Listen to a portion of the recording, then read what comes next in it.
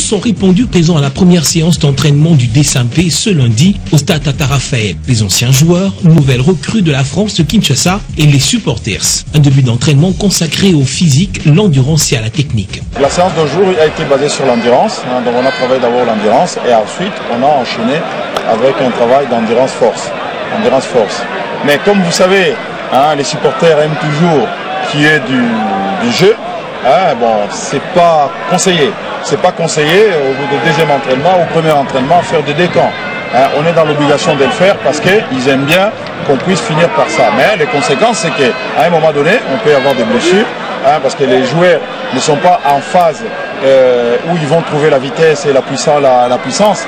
Pourquoi? Parce que c'est dans la deuxième semaine qu'on commence à travailler la puissance.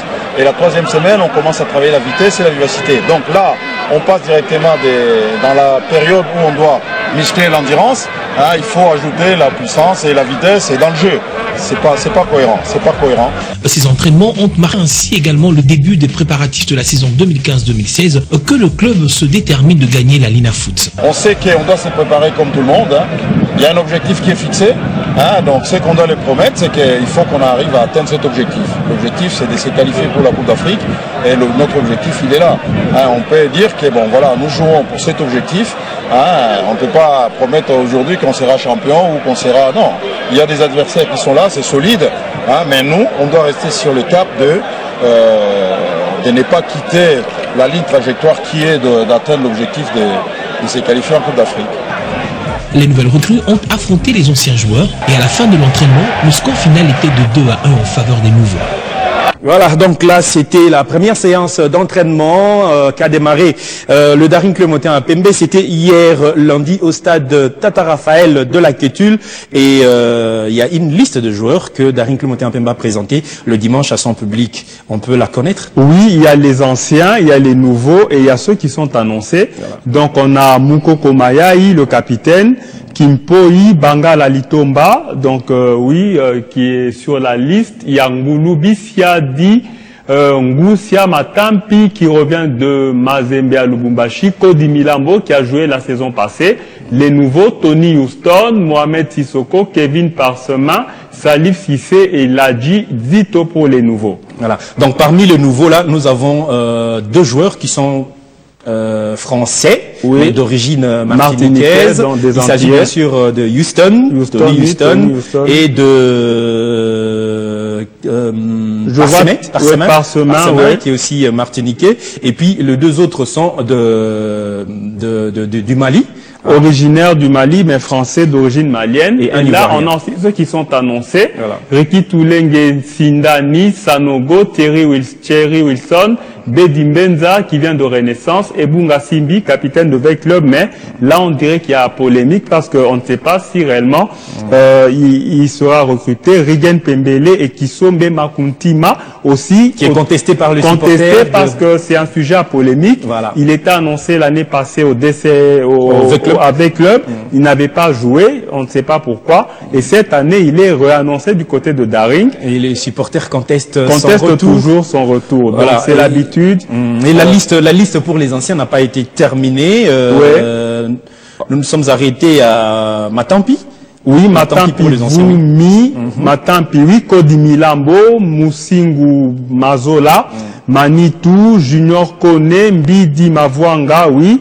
Jikanji Doksa, Lelombele et Losenge. Donc l'effectif de ce joueur du Daring Club Motin Pembe, si Kisombe sera accepté ainsi que Rigen seront acceptés par les supporters qui sont en train de contester leur entrée dans Daring Club Motin Pembe, le Daring Club Motin Pembe pourra avoir un effectif de 22 joueurs, mais si les deux ne sont pas acceptés, alors l'effectif restera de 20 joueurs. Oui, mais il faut dire que la compétition est longue, tout peut arriver. Si l'échantillon est onéreux, il n'y a pas de problème. Mais là, quand vous avez des blessés, donc vous n'avez pas de joker, donc pas de carte de rechange. Voilà. Le Togo a répondu. Aubin Minakou Ndjalandjoko, président de l'Assemblée nationale, ainsi que la classe dirigeante des 7 familles vert et blanc. La présentation des anciens et nouveaux joueurs par les dirigeants a suscité dans les chefs du public une assurance et une espérance pour changer la donne. Jean-Tini Ngobila, président de coordination, et Henri Legarda, président de la section football, ont exprimé leur satisfaction. Quand on dit Imana Uni est imbattable, je pense que la saison qui va commencer là, le mois prochain, va démontrer ce que nous sommes en train de dire aujourd'hui. C'est-à-dire que la saison passée n'a pas été un franc succès pour les Immaculés, mais comme nous les Imaniens nous disons, c'est sur base de nos défaites que nous allons bâtir nos victoires. Et cette fois-ci, nous avons fait un recrutement des joueurs que nous avons triés sur le volet, et je vous assure que cette fois-ci, c'est le bon. Quand on travaille, c'est normal que le public apprécie. Et vous savez qu'on est venu pour construire un grand club. Je pense que la présentation des joueurs n'est qu'un début. Il y aura d'autres présentations de joueurs. Et après, on rentrera dans le vif du sujet. D'autres cadres immaculés présents à la séance ne sont pas allés outre. Très satisfait parce que nous venons de passer des moments très difficiles. Vous comprenez que Daring, c'est un grand club. Mais la période que nous avons passée, ça pouvait amener les supporters au découragement. Mais curieusement, ça a été positivé et ils ont répondu nombreux. C'est un signe d'encouragement, ce qui prouve que cette saison, ça sera la nôtre. Il y a lieu d'être satisfait dans la mesure où ce qui vient de se passer aujourd'hui, c'est une grande première dans les pays. En matière de football, c'est sans orgueil, soyons vraiment honnêtes. Aucun club n'a, au début d'une saison sportive, procédé à un recrutement de cette taille.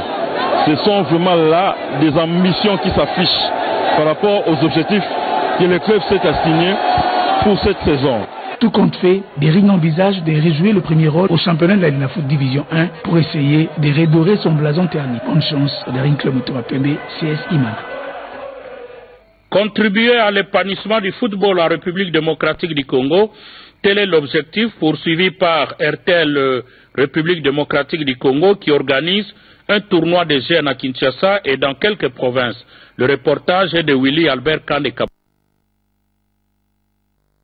Sa monture dit-on, et c'est dans ce sens qu'RTL Congo contribue aussi à la détection de jeunes talents en football par l'organisation d'un tournoi rassemblant 24 équipes, dont 8 des filles à Kinshasa et dans quelques provinces du pays.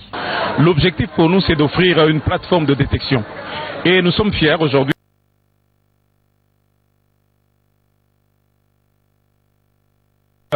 Ça continue, ça a commencé en 2011 et puis beaucoup n'y croyaient pas. Voilà, nous sommes à la 5e édition et c'est à notre grande joie parce que officiellement la FECOFA a même accepté d'utiliser aujourd'hui cette plateforme d'RTL Jeunes Talents comme la pépinière officielle de présélection des jeunes de moins de 17 ans et de moins de 20 ans. La grande différence c'est quoi? C'est que nous avions commencé la première édition avec deux provinces, il y avait le Kinshasa et le Katanga. Et puis lors de la deuxième nous sommes passés à 4 et puis troisième nous sommes passés à 6. La dernière, disons la 4e édition nous étions passés à 7. Aujourd'hui je peux vous dire que c'est pratiquement national.